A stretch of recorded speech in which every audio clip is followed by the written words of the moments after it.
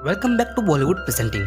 Today presenting the Moonfall movie की शुरुआत अंतरिक्ष से होती है, जहाँ कुछ एस्ट्रोनॉट सैटेलाइट रिपेयर पर काम कर रहे होते हैं, जिनमें से एक एस्ट्रोनॉट जिसका नाम ब्रेन होता है, वो अपने मिशन को बहुत ही ज्यादा एंजॉय कर रहा होता है। जहाँ और भी एस्ट्रोनॉट यही काम कर रहे होते हैं, तभी वहाँ पर ब्रेन को कुछ महसूस होता है और तभी कुछ बड़ी चीज स्पेसशिप से टकरा जाती है।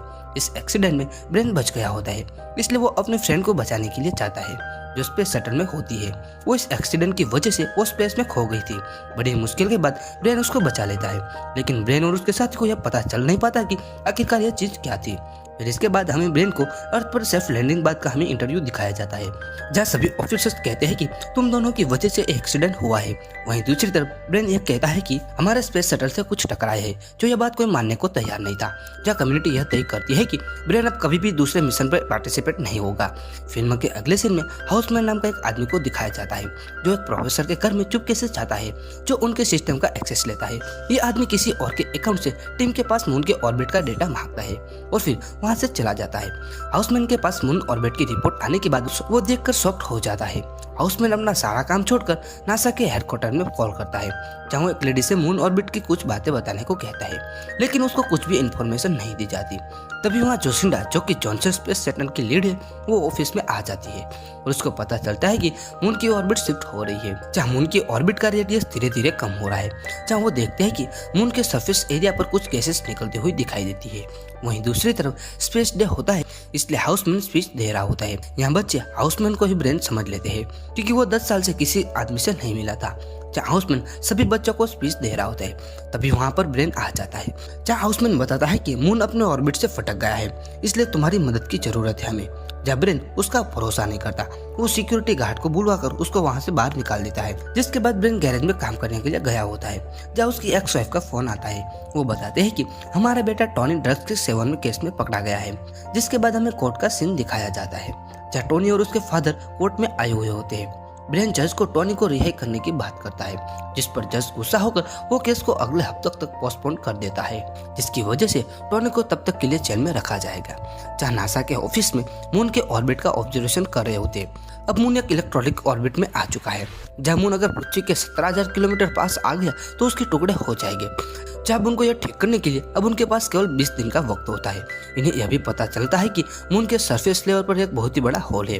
उनका डायरेक्टर यह कहता है कि यह बात किसी को पता नहीं चलनी चाहिए, लेकिन मून की यह न्यूज तेजी से वायरल हो चुकी होती है, क्योंकि यह इन्फॉर्मेशन हाउसमैन ने लीक कर दी थी।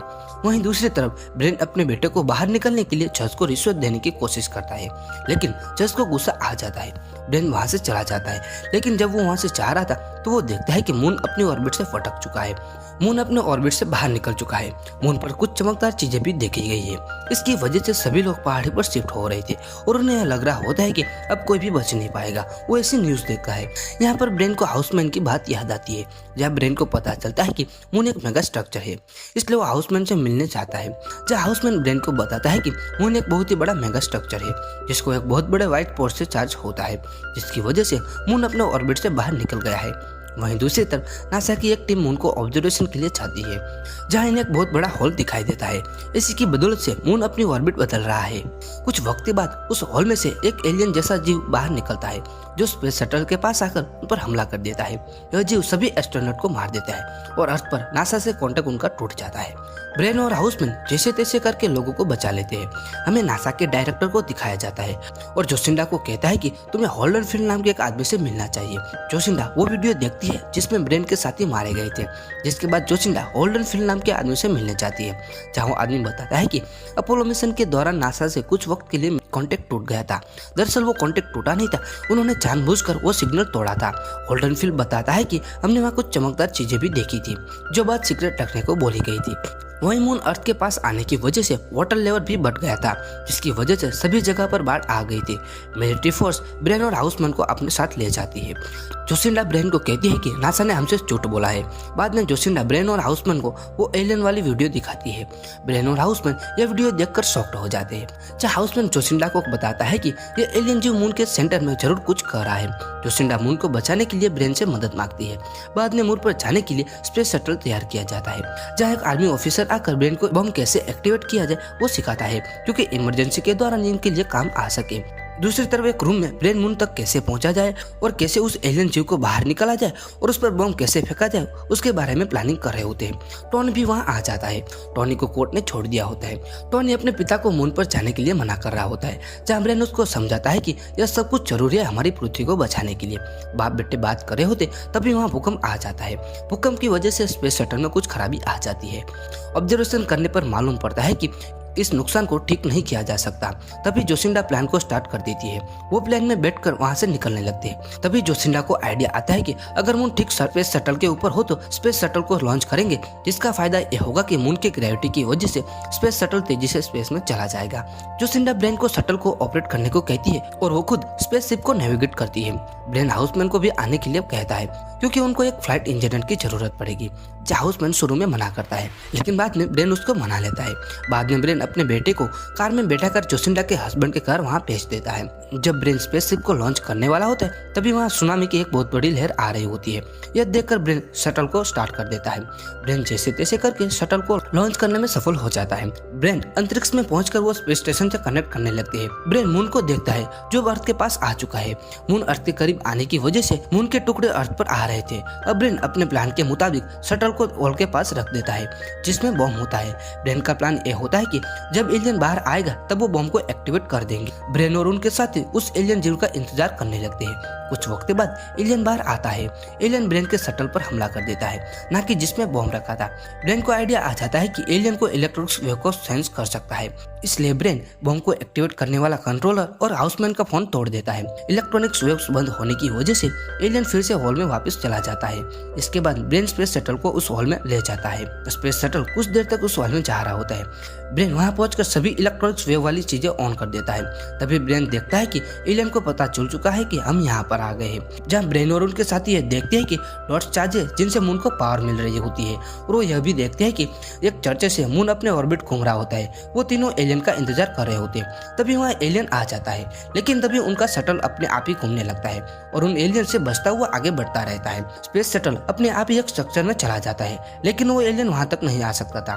वहीं स्पेस शटल में ऑक्सीजन नहीं होने की वजह से वो तीनों बेहोश हो जाते हैं। कुछ वक्त बाद जोसिंडा और हाउसमैन को होश आता है। उनको शटल में ब्रेन नहीं दिखाई देता, इसलिए वो ब्रेन को ढूंढने लगते हैं। साथ ही वो स्ट्रक्चर के मटेरियल के बारे में बात कर रहे होते हैं। तभी वहां पर एक डोर अपने आप ही ओपन हो जाता है। वो दोनों अंदर चले जाते हैं। तभी ब्रेन भी खुद को एक चमकदार जगह पर पाता है जहाँ उसका बेटा टोनी उससे बात कर रहा होता है। ब्रेन बोलता है कि तुम मेरे बेटे नहीं हो। तभी वो बच्चा कहता है कि मैं तुम्हारे दिमाग का यूज किया गया बनाया गया हूँ, और कहता है कि मुझे उन लोगों ने बनाया जिन्होंने तुमको बनाया है। टोनी उनके पूर्वजों के बारे में बताने लगता है कि एक टाइम था जब उनके पास सब कुछ था। वो इतने एडवांस थे कि उन्होंने केवल धरती पर ही नहीं बल्कि सभी प्लेनेट पर अपना घर बसा लिया था। उनकी टेक्नोलॉजी एक सेंटर सोर्स था और कंट्रोलर भी वही था। सब कुछ अच्छी तरह से चल रहा था। एक दिन उन्हीं द्वारा बनाई गई टेक्नोलॉजी बदल गई। जो एक नैनो टेक्नोलॉजी से बने अनलिमिटेड ग्रुप से यह टेक्नोलॉजी सबके खिलाफ हो गई। वो टेक्नोलॉजी सबको खत्म कर रही थी, इसलिए इनके पूर्वजों ने एक अच्छी जगह पर छुप गए। उन्होंने कई ऐसे आर्टिफिशियल प्लेनेट बनाए जो स्टार से पावर ले सके, लेकिन उनमें से केवल मून ही डेवलप हो पाया था। कुछ वक्त बाद उस टेक्नोलॉजी को इस मून प्लेनेट के बारे में पता चला और तुम्हारे पूर्वजों को मार दिया। वो बताता है कि तुम्हारे पूर्वजों ने तुम सभी के लिए कुर्बानी दे दी ताकि भविष्य में इंसान जिंदा रहे। वो लड़का मून का ऑपरेटर होता है। वो ब्रेन को कहता है कि हमको ऐसा कोई चाहिए जो इस टेक्नोलॉजी को मून की ऑर्बिट से दूर ले जा सके और उसको मार सके। तभी वहाँ जोसिंडा और हाउसमैन आ जाते हैं। ब्रेन को होश आ जाता है। ब्रेन जोसिंडा और हाउसमैन को पूर्वजों के बारे में बताता है और मून का ऑपरेटिंग सिस्टम भी स्पेस शटल को ठीक करने में मदद करता है।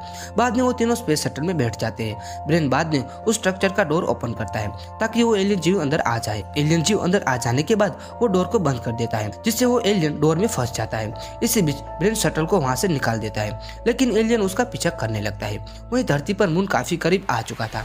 मून के टुकड़े धरती पर गिर रहे थे। मून पास आने की वजह से सब तबाह हो रहा था। वहीं ब्रेन स्पेस शटल को उस हॉल में बाहर निकालने लगता है और प्लेन संभालने लगता है। ब्रेन कहता है कि मैं दूसरे शटल में रहूंगा। जब एलियन उस शटल पर हमला करेगा तब मैं बम को एक्टिवेट कर दूंगा, जिस पर हाउसमैन पीछे बैठकर सुन रहा होता है और वो पीछे चला जाता है और ब्रेन को बताता है कि यह काम मैं करूंगा। जब ब्रेन उसको थैंक्स बोलता है, वहीं नैनो एलियन स्पेसशिप के पीछे आ रही होती है। हाउसमैन बम को एक्टिवेट करके उस एलियन जीव तरफ शटल ले जाता है। ब्रेन और जोसिंडा स्पेसशिप में बैठकर वहां से निकल जाते हैं। मून अर्थ से टकराने वाला होता है, तभी मून अपने ऑर्बिट में स्थिर हो जाता है। वहीं ब्रेन और जोसिंडा अर्थ पर लैंड करते हैं। ब्रेन रेस्क्यू टीम को कॉल कर देता है। कुछ वक्त के बाद वहाँ प्लेन आ जाता है और उनको प्लेन में बैठाकर सेफ जगह पर ले जाया जाता है। वो दोनों खुश होते हैं। अर्थ को डिस्ट्रॉय होने से उन्होंने बचा लिया होता है। अब धरती पूरी तरह से सेफ होती है और इसी के साथ ही ये एडवेंचर मूवी यहाँ पर खत्म होती है। अगर वीडियो पसंद आया हो तो वीडियो को जरूर लाइक करना और एक काम आपके लिए वो है चैनल को सब्सक्राइब करना।